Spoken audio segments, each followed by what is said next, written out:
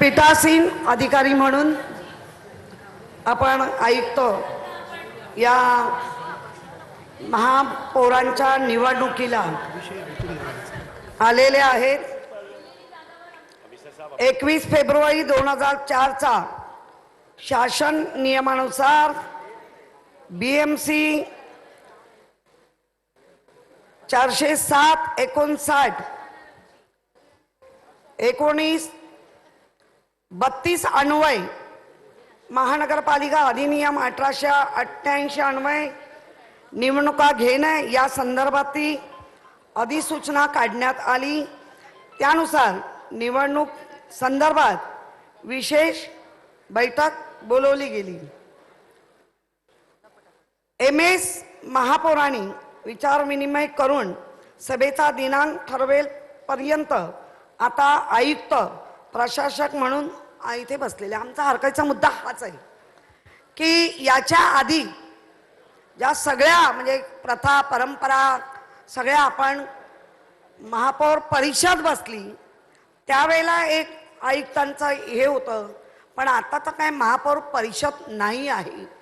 राज्य सरकारने ज्या पद्धतीने खरं म्हणजे महापौर ज्या वेळेला इलेक्शन होतं निवडणूक होते त्यावेळेला ह्या सभागृहाचे जास्तीत जास्त सिनियर तिथे बसले पाहिजे। मग ते कुठल्याही पक्षाचे असू शकतात।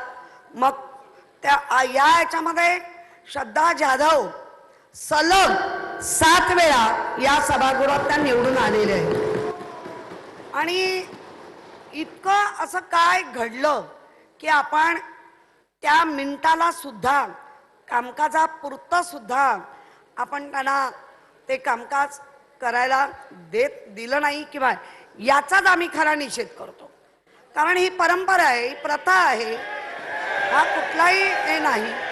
आणि मला वाटतं सुरुवात जर इतक्या वेगळ्या गोष्टींनी होत असेल तर नक्की मुंबईकरांच्या हिताचं किंवा मुंबईकरांना जे अपेक्षित सर्वांनी मिळून करायचं कामकाज ते अशाच पद्धतीने होणार आहे का? आणि ह्याच्यावर महापौर इथे चालवणार आहेत सभागृह। महापौरांना आम्ही सर्व पक्षीय मुंबईसाठी जे जे करता येईल ते भलं करण्यासाठी आम्हीही कटिबद्ध आहोत। पण या शासनाने काढलेल्या नियमाचा आम्ही निषेध करत आहोत।